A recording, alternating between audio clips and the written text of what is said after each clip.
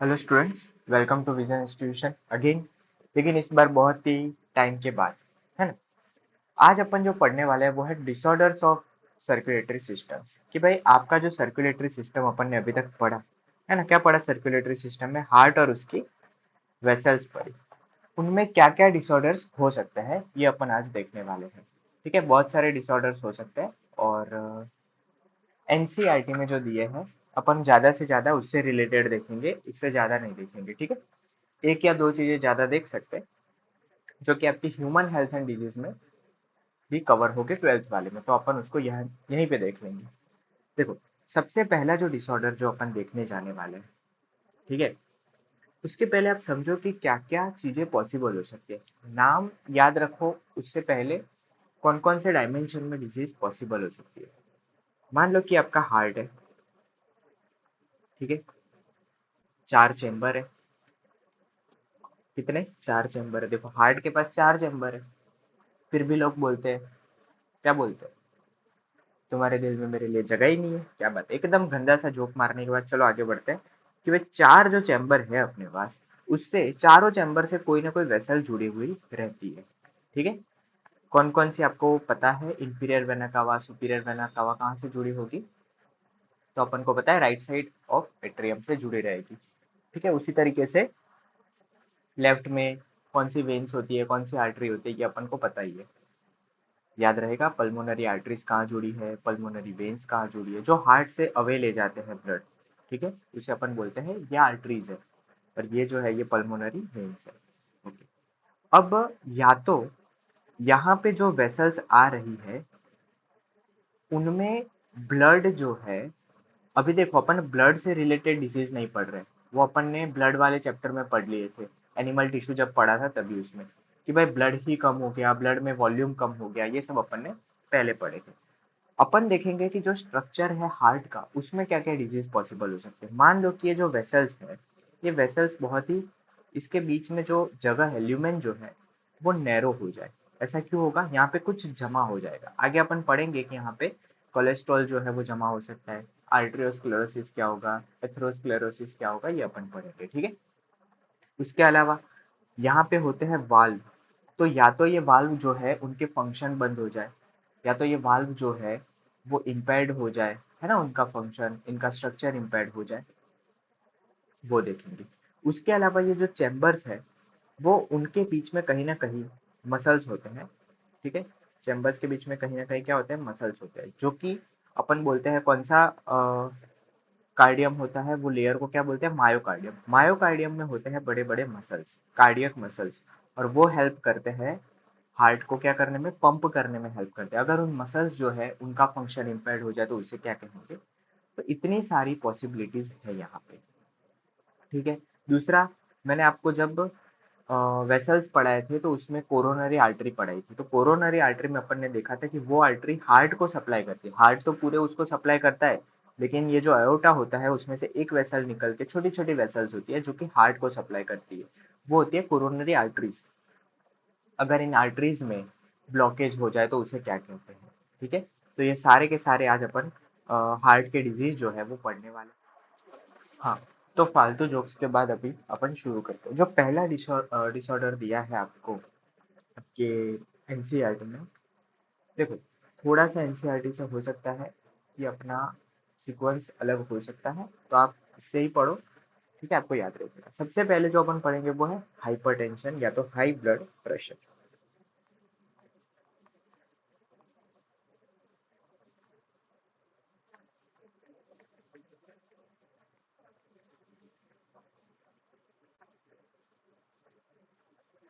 अब ये क्यों इम्पोर्टेंट है, इसको समझते हैं। देखो, अगर आपको पता हो कि आपके घर पे अगर पानी की पाइप है, ध्यान से समझना, और उसके अंदर एक प्रेशर के साथ ही अपन पानी को सप्लाई कर सकते हैं।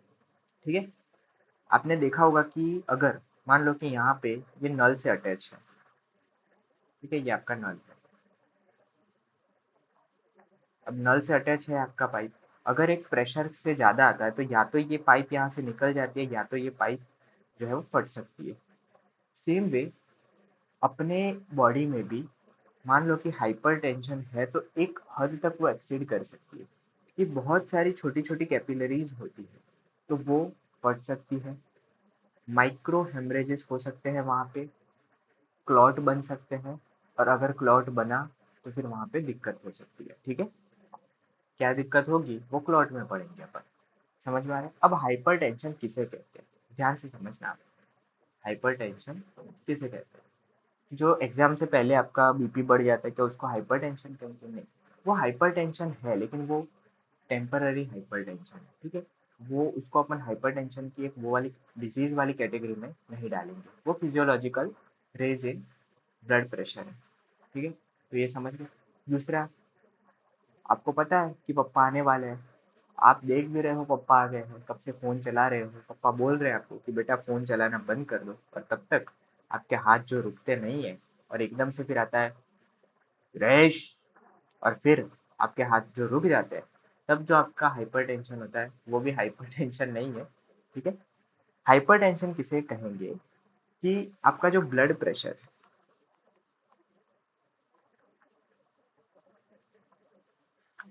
है ना, वो नॉर्मल से ज्यादा है। ठीक है, हायर देन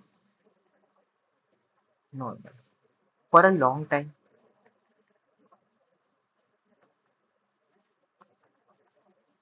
ठीक है, आज आप किसी कंडीशन में हाइपरटेंशन मतलब ब्लड प्रेशर चेकअप के लिए जाते हो, जरूरी नहीं है कि आपको हाइपरटेंशन हो। अगर आपका बढ़ गया उसके लिए आप मेडिकल में पढ़ोगे, एम्बुलेटरी होती है, वाइट कोट हाइपरटेंशन होता है। ठीक है, ये बहुत सारे हाइपरटेंशन होते हैं।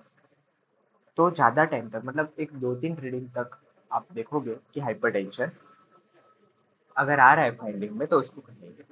अब बहुत सारी बुक में अलग अलग दिया है, मेडिकल में तो ये डेटा कब से सुधर गया है, लेकिन आपकी एनसीईआरटी अभी भी पुराने डेटा पे ही है, विच इज 140 बाय 19 mmHg।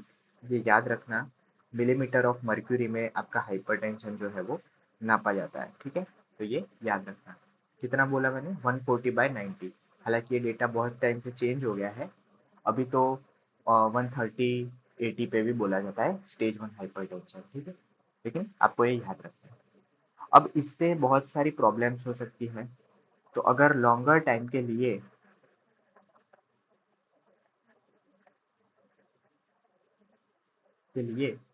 अगर हाई बीपी रहता है पेशेंट में, इट कैन लीड टू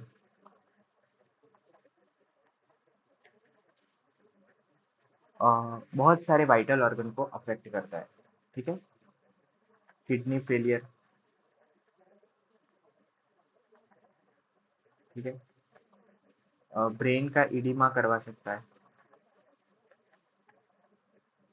देखो, मैं यहाँ पे कोई मेडिकल टर्मिनोलॉजी नहीं लिख रहा हूँ क्योंकि मुझे भी पता है कि आपको उसका कोई काम नहीं है। ठीक है, तो ऐसा मत बोलना मेडिकल में जाने के बाद कि भाई ये तो आपने गलत पढ़ाया था। ओके, जैसे हाइपरटेंशन होता है वैसे हाइपोटेंशन भी होता है। अब हाइपोटेंशन बहुत सारे लोगों में टेम्पररी होता है। ठीक है, लेकिन हाइपरटेंशन जितना ही वो कॉमनली देखने को नहीं मिलता।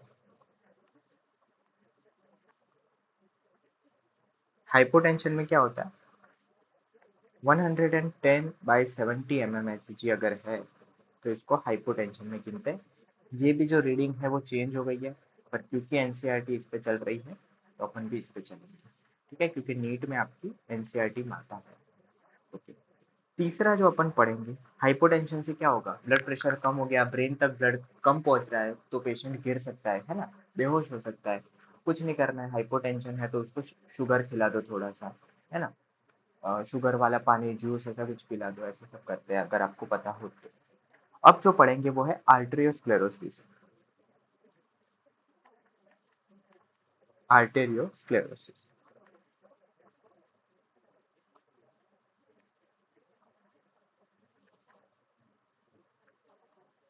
देखो आर्टेरियोस्क्लेरोसिस क्या है, इसको समझने के लिए आप दो टर्म को समझो यहाँ पे लिखे हैं।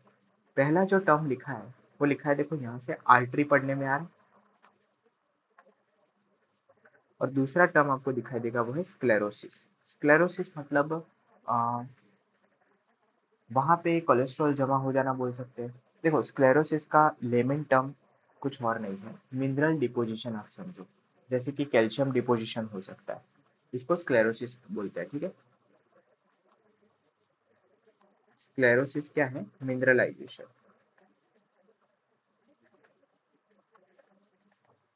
और यहाँ पे मिनरलाइजेशन में आप बोलोगे डिपोजिशन ऑफ कैल्शियम। कहीं पे भी आप बोन स्क्लेरोसिस पढ़ोगे, है ना, अगर दांत पढ़ रहे हो तो वहाँ पे डेंटाइनल स्क्लेरोसिस पढ़ते हो, टिश्यू स्क्लेरोसिस पढ़ते हो, तो वहाँ पे कैल्शियम डिपोजिशन हो जाता है। समझ में आएगा आपको? वैसे अब देखोगे कि ये डिपोजिशन होता क्यों है, तो उसके बहुत सारे रीजन हो सकते हैं कि भाई अगर टिश्यू रप्चर हो रहा है, आर्टरी रप्चर हो रही है, तो वहाँ पे मिनरल डिपोजिशन अगर हो गया, जैसे कि कैल्शियम भी एक तरीका का क्या है आपका, ए, बोलो बोलो क्या है, क्लॉटिंग एजेंट में वो भी काम करता है, ठीक है। तो ये जमा हो जाते हैं वहाँ पे। अगर कैल्शियम डिपोजिशन होता है तो वो टिश्यू को हार्ड बना देता है, ठीक है। अगर यहाँ पे कैल्शियम डिपोजिशन हो जाएगा तो टिश्यू जो है वो बन जाएंगे हार्ड। लॉस ऑफ इलास्टिसिटी,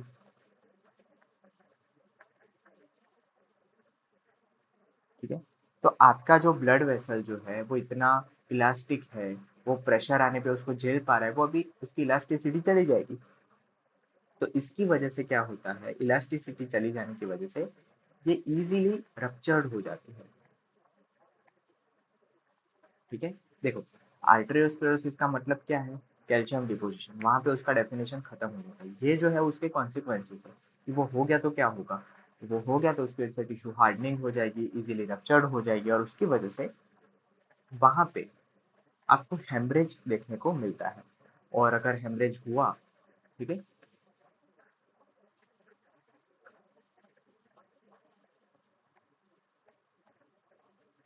तो वहां पे ब्लड लॉस हो सकता है, माइन्यूट अमाउंट अमाउंट में भी हो सकता है, ज़्यादा अमाउंट में भी हो सकता है।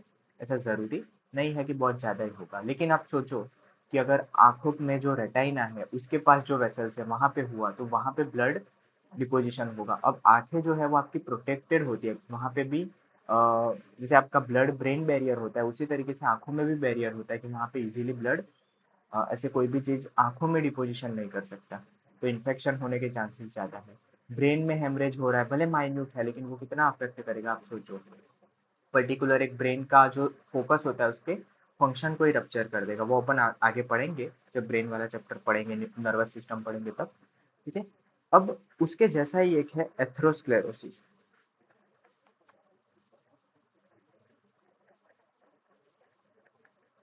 अब एथेरोस्क्लेरोसिस और आर्टेरियोस्क्लेरोसिस में क्या डिफरेंस है, ये आप देखोगे ना, कैल्शियम डिपोजिशन जो होता है वो इनर लेयर पे होता है।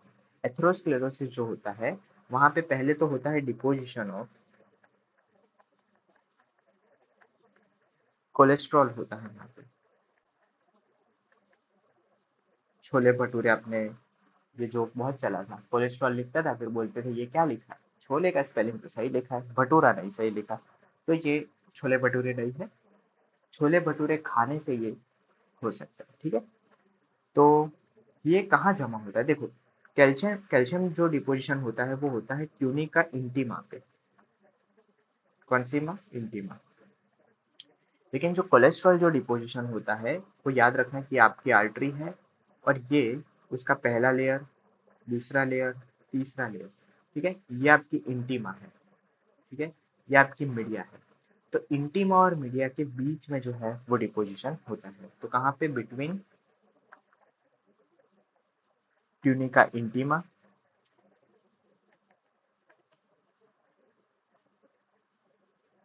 इंटरना भी बोलते हैं इसको, tunica intima and media, interna and media, इसको एंडोथीलियल भी बोलते हैं, ठीक है। ट्यूनिका इंटरना को एंडोथीलियल भी बोलते हैं। अब इससे होगा क्या, ध्यान से समझो।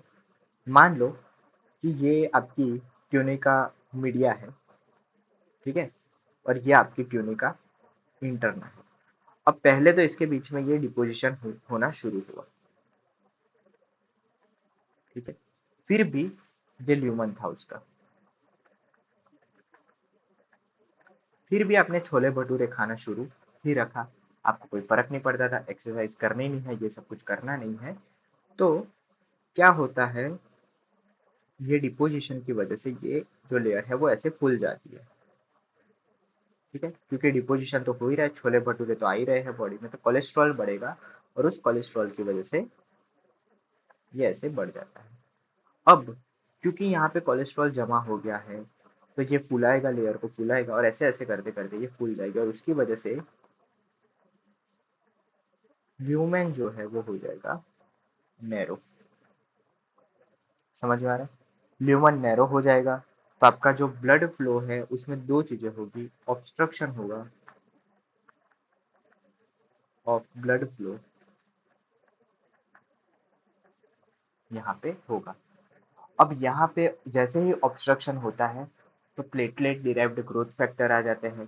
ठीक है, स्मूथ मसल का प्लोरिफुलेशन होता है और उसकी वजह से दो चीजें हो सकती है। देखो, यहाँ पे इंजरी होगी पहली बात तो, और उसकी वजह से थोड़ा सा रप्चर अगर हुआ, थोड़ी भी इंजरी होती है तो यहाँ पे हो जाता है क्लॉट फॉर्मेशन हो जाता है।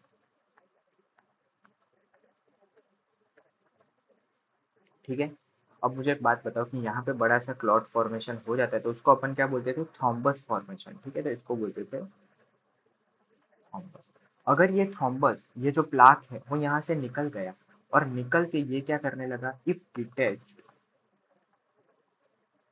और ये मूव करने लग गया तो इसको अपन बोलते थे एम्बोलाई। और ये एम्बोलस अगर ब्रेन में चला गया, ब्रेन थ्रोम्बस से ब्रेन एम्बोलाई बन गया, तो ये आपके ब्रेन के पर्टिकुलर फंक्शन को खराब कर सकता है और किसी अच्छे वाइटल जागरूक जगह पे जाके बैठ गया तो पर्सन कोमा में जा सकता है, इवन डेड भी हो सकता है। याद रहेगा आपको। ठीक है, तो ये जो था वो था आपका एथेरोस्क्लेरोसिस और उसके क्या क्या कॉन्सिक्वेंसेस हो सकते हैं वो सारे अपन ने पढ़ लिए पहली बार। ठीक है, ओके। इसके बाद जो पांचवा नंबर है वो है कोरोनरी आर्टरी डिजीज। अब नाम से ही पता चलना चाहिए कोरोनरी आर्टरी डिजीज का मतलब क्या होता है, तो बताएगा। इसको बोलते हैं सीएडी,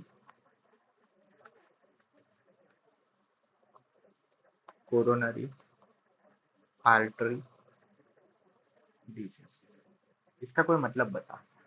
कोरोनरी आर्टरी में जो डिजीज होता है उसको ही बोलते हैं कोरोनरी आर्टरी डिजीज।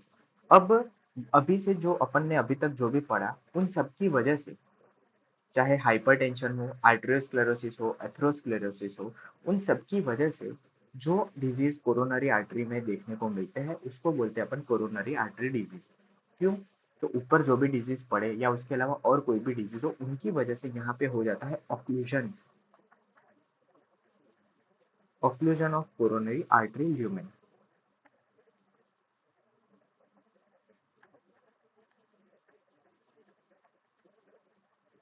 ठीक है, ये थ्रोम्बस हो सकता है, एम्बोलाई हो सकता है, या तो अपन ने पढ़े छोले भटूरे, कोलेस्ट्रॉल हो सकता है। ठीक है, इतनी सारी चीजें जो है वो हो सकती है, याद रहेगा आपको। ठीक है, अब एक चीज समझो, अगर कोरोनरी आर्टरी जो है उसका ऑक्लूजन हो गया तो कोरोनरी आर्टरी किसको सप्लाई करती है, मायोकार्डियम यानी कि हार्ट मसल को सप्लाई करती है। तो टिश्यू में हो जाएगा हाइपोक्सिया, तो हाइपोक्सिया ऑफ मायोकार्डियम। अब आप ही सोचो, आपको मिलता है खाना, वो अगर आपको ना मिले तो काम करना बंद कर दोगे। तो सबसे पहले तो होता है मायोकार्डियम में क्या होता है, हाइपोक्सिया होता है, ऑक्सीजन मिलना कम हो जाता है क्योंकि ब्लड में ही ऑक्सीजन होता है, तो वो मिलना कम हो जाता है। और जो ब्लड मिलना कम होता है उसको बोलते हैं अपन इश्चेमिया। ठीक है, टिश्यू इश्चेमिया। तो अब कोई अगर मायोकार्डियम इश्चेमिया पड़े और बोले कि इश्चेमिया क्या होता है तो बोलना कि भाई वहां पे ब्लड पहुंचना कम हो जाता है। ठीक है,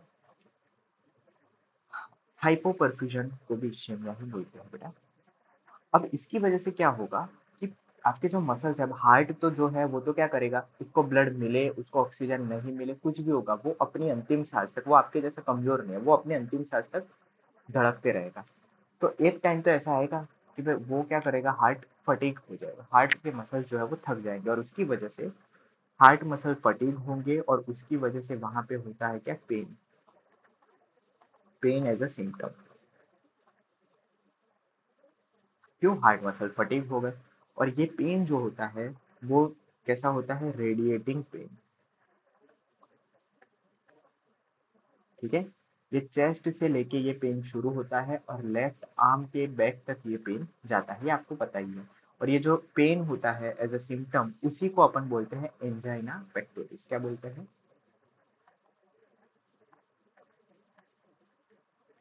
अब आपको कोई पूछे कि एंजाइना पेक्टोरिस क्या है, तो एंजाइना पेक्टोरिस कोई डिजीज नहीं है, एंजाइना पेक्टोरिस पेन का नाम है, पहली बात तो एक सिम्टम है।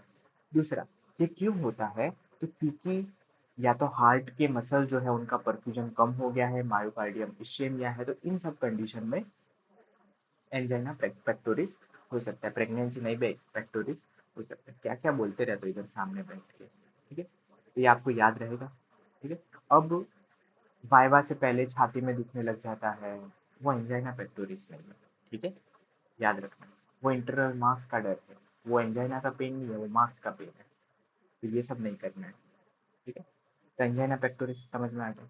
अब मान लो कि टिश्यू को पहले इश्चेमिया हुआ, फिर होता है इंफ्राक्शन। इंफ्राक्शन मतलब क्या होता है कि भैया वहां पे ब्लड मिलना एकदम ही कम हो गया है, जीरो हो गया है, कम नहीं जीरो, तो उसको बोलते हैं मायोकार्डियल इंफ्राक्शन।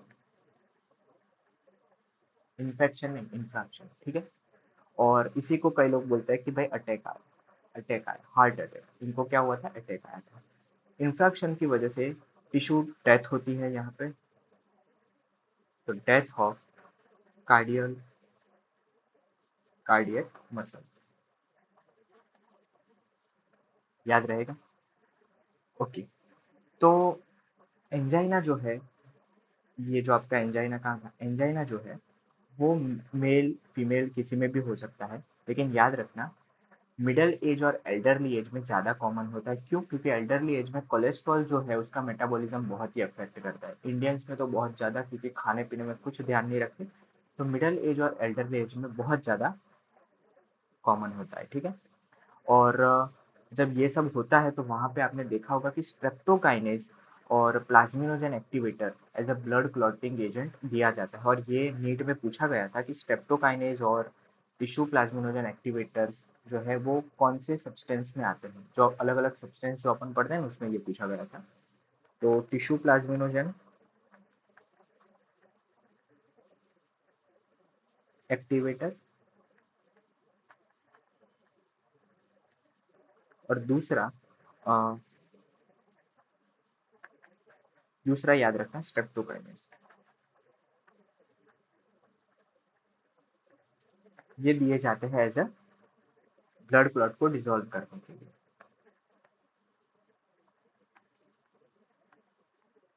अगर किसी ने एनिमल टिश्यू वाला जो लेक्चर है वो अटेंड किया हो तो उसमें अपन ने प्लाज्मिनोजन को समझाया कि प्लाज्मिनोजन क्यों आता है। ठीक है, और उसका पूरा मैकेनिज्म भी बताया कि वो कैसे वहां पे उसको डिसॉल्व करता है। ठीक है, अब अपन पढ़ेंगे हार्ट फेलियर।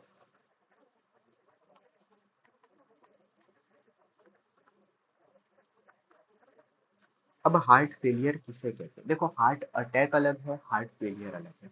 हार्ट अटैक अपन तब बोलते हैं कि भाई हार्ट को जब ब्लड मिलना ही कम हो जाता है, जीरो हो जाता है, उसको बोलते हैं कि हार्ट अटैक हुआ। ठीक है, हार्ट फेलियर किसे बोलते हैं, आपको किसी ने बोला है कि आप फेल हो गए हो, आप अच्छे से परफॉर्म नहीं कर पाए इसलिए आपको बोला कि आप फेल हो गए। सेम वे जब हार्ट जो है वो फेल हो जाता है, ठीक है, तब उसको अपन बोलते हैं हार्ट फेलियर होना। याद रहेगा, हार्ट फेलियर का मतलब ये नहीं है कि हार्ट स्टॉप हो गया। याद रहेगा, हार्ट स्टॉप होना नहीं है। हार्ट फेलियर का मतलब है, आपने सुना होगा किसी हार्ट फेलियर वाले पेशेंट की रिपोर्ट्स भी आपने देखी होगी, तो आपने पढ़ा होगा कि आपका कितना 10% हार्ट फेल हो गया, आपका 20% हार्ट फेल हो गया। उसी तरीके से जब कोरोनरी आर्टरी डिजीज आप देखते हो तब भी आप देखते हो कि ब्लॉकेज है, कितना परसेंट ब्लॉकेज है, 10% ब्लॉकेज है, 20% ब्लॉकेज है, और उसके हिसाब से ट्रीटमेंट डिसाइड होती है। सेम वे हार्ट फेलियर का कभी ये मतलब नहीं होता हार्ट बंद हो गया। हार्ट फेलियर का मतलब होता है कि उसकी जो पंपिंग एफिशिएंसी है, वो पंपिंग एफिशिएंसी खराब हो जाना, उसको अपन बोलेंगे कि भाई हार्ट फेल हो गया। याद रहेगा आपको। तो हार्ट फेल का सीधा सा मतलब है कि हार्ट जो है उसकी पंपिंग एफिशिएंसी जो है वो क्या हो गई है, कम हो गई है, इफेक्टिवली कम हो गई है, और धीरे धीरे धीरे जाके हार्ट जब पंप करना बिल्कुल बंद हो जाता है तो उसको बोलते हैं अपन कंप्लीट हार्ट ब्लॉकेज, या ठीक है। तो ये अपन को heart block, heart failure, heart block का मतलब क्या होता है ये मैंने आपको बताया था कि जब कंडक्शन बंद हो जाए हार्ट का, है ना, जो ऐसे नोड कंडक्शन बंद हो जाए, इम्पल्स आना बंद हो जाए, तो उसको बोलते हैं हार्ट ब्लॉक। तीन चीजें याद रखना, हार्ट ब्लॉक, हार्ट फेलियर, ठीक है, ये दोनों, और हार्ट अटैक। हार्ट अटैक का मतलब होता है कि हार्ट के जो मसल्स है उसको एडिक्वेट जो ब्लड सप्लाई नहीं मिलता, that is known as heart attack. Coronary artery disease में नहीं मिल पाता, ठीक है, ज्यादातर केसेस में। फेलियर में हार्ट एफिशिएंसी के साथ पंप नहीं कर पाता, दैट इज अ फेलियर। और हार्ट ब्लॉक, ब्लॉक का मतलब है कि भाई जो हार्ट की कंडक्शन एक्टिविटी है वो इतनी अच्छे से नहीं हो रही है। याद रहेगा, ठीक है, okay.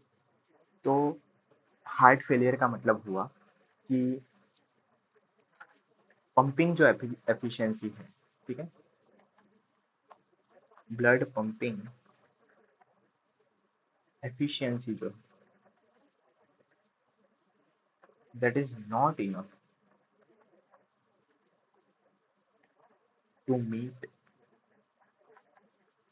The needs of the body.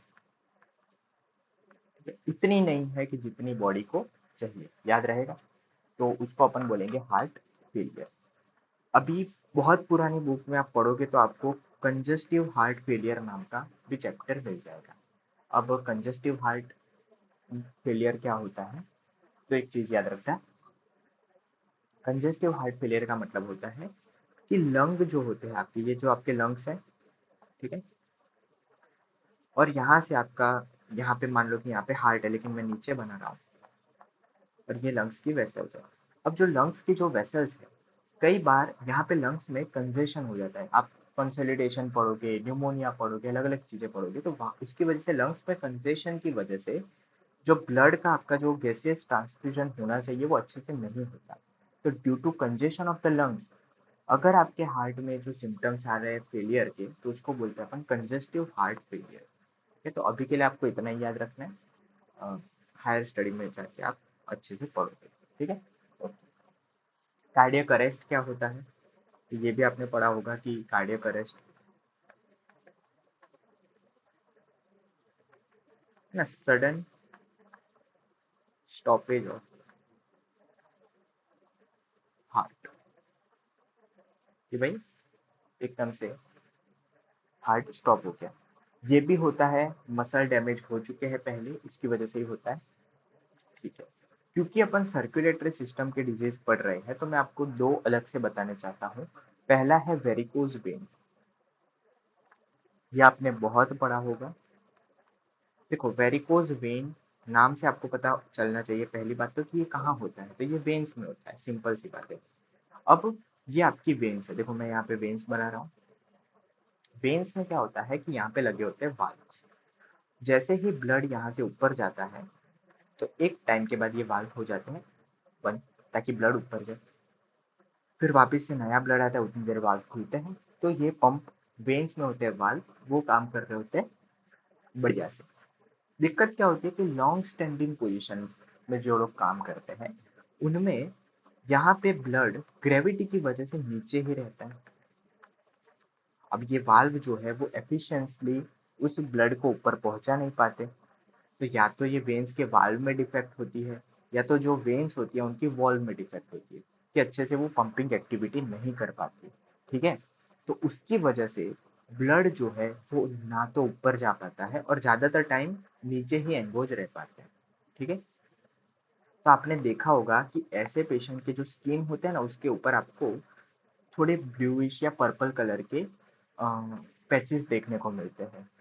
उनको पता होता है, उनको आप आजकल के लोग एजुकेटेड है, उनको पता है कि उनको वेरिकोज वेन हुआ है, वो बता देंगे, ठीक है। तो आप देखोगे कि भाई वहाँ पे वेन्स में ऐसे ब्लड एंगोज होके पड़ा रहता है। वेरिकोज वेन जो है वो रिवर्सिबल है, उसका ट्रीटमेंट है। कैसा ट्रीटमेंट है? तो ज़्यादातर सर्जिकल ट्रीटमेंट है। दूसरा कि वो लोग आजकल ऐसे बैंड्स देते हैं, अपन बोलेंगे कि एक टाइप का बेल्ट जैसा होता है, वो पहन लो आप। उसकी वजह से क्या होगा कि इसको क्या करेगा वो, पंपिंग एक्शन एक तरीके से देगा ताकि ब्लड जो है वो आपका ऊपर पहुंचे। अब दिक्कत क्या होती है कि ज़्यादातर टाइम पे ब्लड यहाँ पे पड़ा रहेगा, तो आप देखो कहीं ना कहीं क्या हो रहा है, ब्लड जमा हो रहा है, क्लॉट होगा, और क्लॉट होने की वजह से पर्टिकुलर लेग्स के टिश्यूज जो है वहाँ पे ब्लड अच्छे से नहीं पहुँच पाएगा, क्लॉट की वजह से नेक्रोसिस हो सकता है।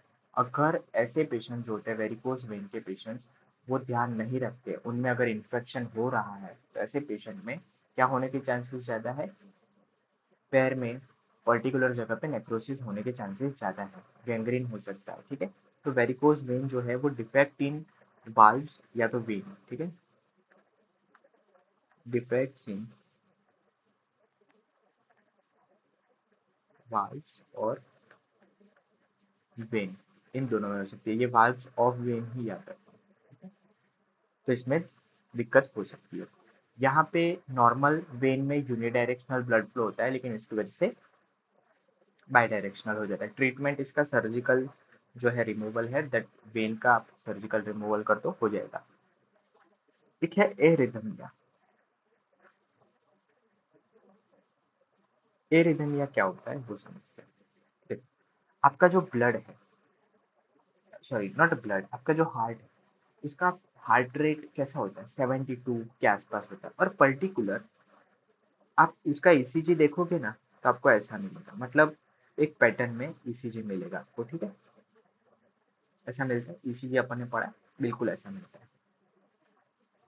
एरिथमिया में क्या होता है, मान लो कि आपकी क्रश आपके सामने आ गई, या तो आपकी क्रश के साथ आपके पप्पा ने पकड़ लिया, तो हार्ट बीट एकदम से तेज हो जाती है। वो एरिथमिया नहीं है, उसको बोलते हैं अपन टेकीरिथमिया बोलते हैं, टेकीकार्डिया बोलते हैं। ठीक है, टेकीरिथमिया भी नहीं बोलेंगे, टेकीकार्डिया ही बोलेंगे। लेकिन वो टेम्पररी होती है। जैसे आपके सामने शेर आ जाए, पिंजरे में से बाहर फट के चार हो जाएगी, लेकिन दोस्तों के सामने जाओगे तब तो नॉर्मल हार्ट रेट, तब क्या बोलोगे, अरे आपके भाई के सामने शेर आ गया था, भगा दिया उसको। तो वो एरिथमिया नहीं। एरिथमिया क्या है, डिजीज है, वो कंडक्शन सिस्टम के प्रॉब्लम की वजह से हो सकता है कि आपकी जो हार्ट रेट है वो एबनॉर्मल हो गई है, एबनॉर्मल हार्ट रेट हो गई है। ठीक है, तो इसकी वजह से ये हो सकता है। और इसका एक रीज़न है कि हो सकता है कि वैसे पेशेंट में हार्ट ब्लॉक भी हो सकता है।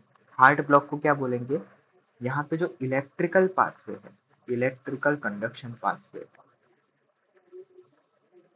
इलेक्ट्रिकल कंडक्शन पाथवे है, उसमें क्या हो सकती है, डिफेक्ट हो सकती है।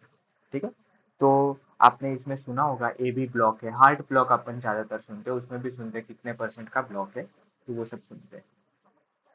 तो ये जो था आज का लेक्चर, वो ज़्यादातर किस पे बेस्ड था कि भाई पेशेंट जो है उसमें कौन कौन से डिसऑर्डर्स हो सकते हैं जो कि सर्कुलेटरी सिस्टम से रिलेटेड है। हाइपरटेंशन पड़ा, आपको एक ही चीज़ याद रखनी है कि हाई ब्लड प्रेशर नॉर्मल आपके एनसीईआरटी में 120/80 दिया है, 140/90 को हाइपर मानेंगे और 110/70 को अपन लो मानेंगे। ये आपको पता है, ये सिस्टोलिक है, ये डायस्टोलिक है, पूरा डिटेल में आपको मैंने पढ़ाया है, ब्लड प्रेशर कैसे नापना है, क्या करना है। ठीक है, आर्टेरियोस्क्लेरोसिस एथेरोस्क्लेरोसिस के बीच का डिफरेंस समझा है। कैल्शियम डिपोजिशन होता है टिश्यूज में, तो उसकी वजह से वो स्टिफ हो जाते हैं। ठीक है, और एथेरोस्क्लेरोसिस में क्या होता है कि दो लेयर ट्यूनिका इंटरना और मीडिया के बीच में कोलेस्ट्रॉल जमा हो जाता है।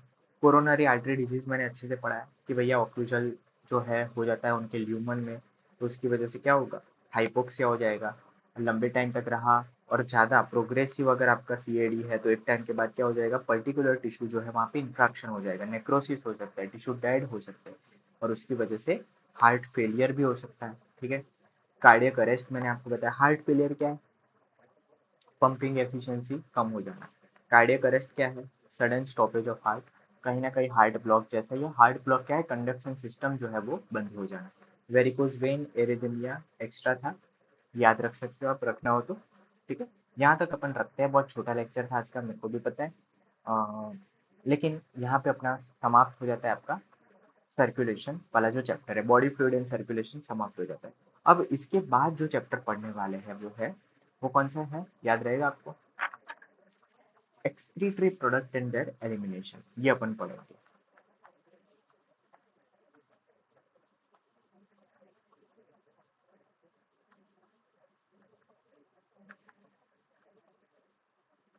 एंड देयर एलिमिनेशन, ठीक है। और इसका लेक्चर 1 जो है वो अपन कल परसों इसको करेंगे। अच्छा, इसके लिए आप क्या पढ़ के आना है? इसके लिए आप कुछ नहीं पढ़ के आना है, क्योंकि एक्सक्रीटरी प्रोडक्ट में पहले तो मैं 2 दिन आपको एक्सक्रीटरी प्रोडक्ट ही समझाता हूँ, जो कि आपके बायोमोलिक्यूल्स वाला जो चैप्टर है उसका ही एक पार्ट है। ठीक है, बायोमोलिक्यूल्स अलग से अपन बहुत ही कम पढ़ाते हैं, क्योंकि बाकी सब चैप्टर में प्यूरिन्स है, पिरिमिडिन्स है, ये बायोमोलिक्यूल्स है, तो वो सब मैं यहीं पे कवर कर लेता हूँ। ठीक है, उसके साथ आपका केमिस्ट्री का ऑस्मो रेगुलेशन है, वो मैं आपको पढ़ाता हूँ। और जो आपका इकोलॉजी अपन पढ़ते हैं, कौन सा लॉजी, एक इकोलॉजी करके आपका चैप्टर है, 12th में आता है। तो उसमें अलग अलग एनिमल्स के नाम है, किसमें ऑस्मो रेगुलेशन होता है, किसमें ज़्यादा उसमें वो टेम्परेचर में रहते हैं, वो सब मैं यहीं पे पढ़ा देता हूँ। इसीलिए एक्सक्रीटरी प्रोडक्ट्स के पहले जो लेक्चर होते हैं, लेक्चर 1 एंड लेक्चर 2, वो 11th के स्टूडेंट्स के लिए कैसे रहते हैं, जीके जैसे रहते हैं। तो आपको इसको शांति से अटेंड करना है, इसे नोट्स कंप्लीटली बनाए, ताकि अपन जब 12th में जाएंगे तब वो वाले जो चैप्टर्स है वो यहीं से क्या कर पाए, अपन रेफर कर पाए। ठीक है, लेक्चर 3 में अपन एनसीईआरटी से शुरू करेंगे। ठीक है, तो तब तक के लिए आप जिंदा रहो, यही सबसे बड़ी बात है अभी तो नीट के लिए। चलो, तब तक के लिए शब्बा खैर।